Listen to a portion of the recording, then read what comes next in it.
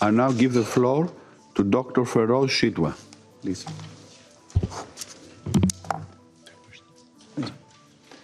Thank you, Mr. President, members of the Council. My name is Dr. Feroze Sidhwa. I am an American trauma and critical care surgeon based in Stockton, California.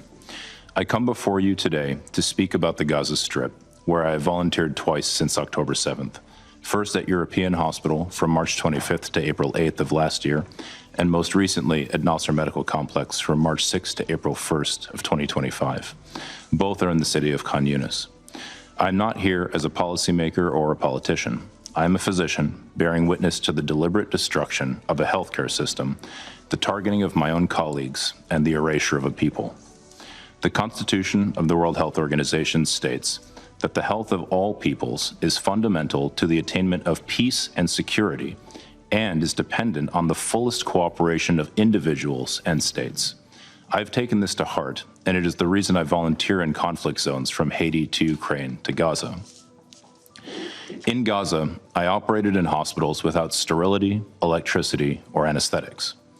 Surgeries took place on crowded and filthy floors. Children died not because their injuries were unsurvivable, but because we lacked blood, antibiotics, and the most basic supplies that are readily available in any large hospital anywhere else in the world. I did not see or treat a single combatant during my 5 weeks in Gaza. My patients were 6-year-olds with shrapnels in their heart and bullets in their brains, and pregnant women whose pelvises had been obliterated and their fetuses cut in two while still in the womb. Mothers sheltering in the hospital cooked bread on hot plates in the emergency department during mass casualty events, as we dealt with the rain of fire and death falling around us everywhere. Mr. President, the foundations of life in Gaza, family, health, and community, have been shattered. The medical system has not failed. It has been systematically dismantled through a sustained military campaign that has willfully violated international humanitarian law. Civilians are now dying not just from the constant airstrikes, but from acute malnutrition, sepsis, exposure, and despair. Between my 2 visits to Gaza, I witnessed a sharp decline in patients' health, driven not just by injury, but by worsening hunger and malnutrition that left their bodies weaker, their wounds slower to heal, and their survival far less certain. And let's not forget, this is a man-made catastrophe. It is entirely preventable. Participating in it or not, allowing it to happen is a choice. This is a deliberate denial of conditions necessary for life: food, shelter, water, and medicine. Preventing genocide means refusing to normalize these atrocities. It means refusing to dehumanize the Palestinians, to refuse to see them as calories counted or numbers of trucks moved. We see now that this way of thinking has brought about a human dignity crisis, with an entire people on the edge of survival.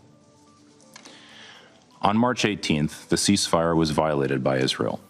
That day, I witnessed the most extreme mass casualty event of my career at Nasser Medical Complex. 221 trauma patients arrived in one morning. 90 were dead on arrival. Nearly half were severely injured children.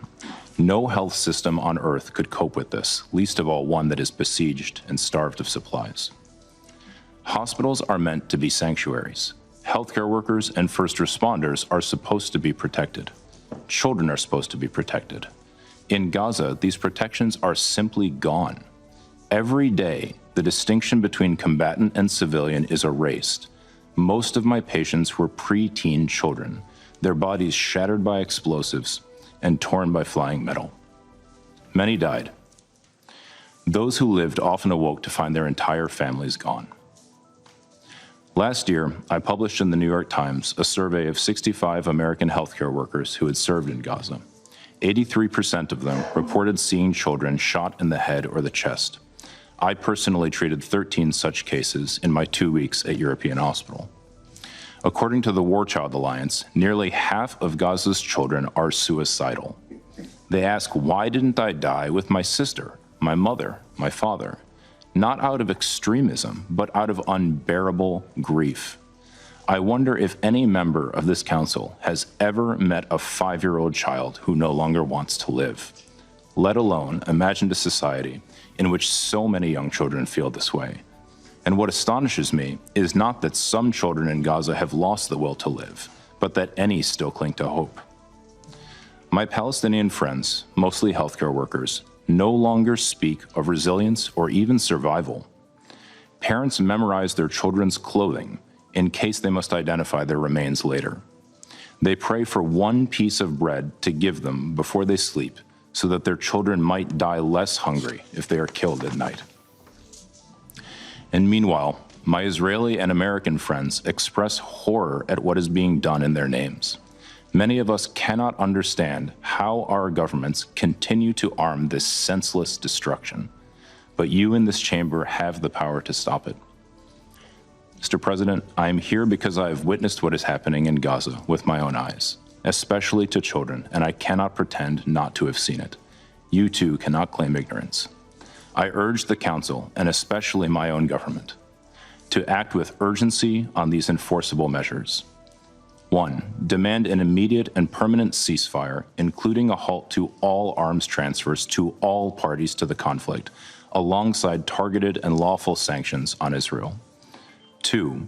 Demand the reopening of all of Gaza's crossings and guarantee unrestricted medical evacuations, including to hospitals in the West Bank and East Jerusalem, where Palestinian patients can be treated by Palestinian doctors, with safe return to Gaza assured.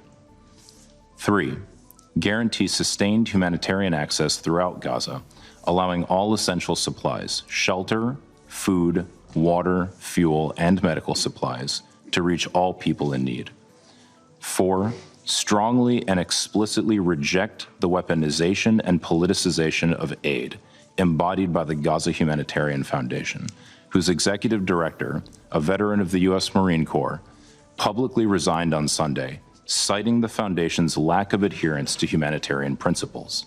We must affirm support for existing UN mechanisms, back UNRWA, and ensure NGOs with expertise in reaching and providing specialized care to those in need have unimpeded, full access. 5. The immediate and unconditional release of all hostages. 6. The immediate and unconditional release of all healthcare workers, including Dr. Hussam Abu Sufia, now held in Israeli detention for more than 150 days. And 7. Without delay, uphold the UN Charter and act now to prevent genocide. One day, Gaza survivors may have a record of the empty promises made by the members of this council as their wounds deepened and their lives were lost. If this council remains silent and fails to act now, that record will stand as a testament to a global failure to provide urgent care and to the collapse of our collective conscience.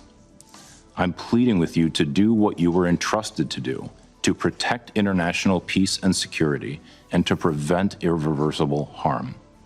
The steps I mentioned are the very least that is needed. I'm asking my own government's representative to hear the voices of the majority of Americans who are calling for the same. If this continues, there will be no Palestinian doctors left, no one to care for the sick and wounded. There will be no Palestinians left to rebuild the healthcare system. We are losing a generation before our eyes, condemning people to die of hunger, disease, and despair, deaths that could be easily prevented. Thank you.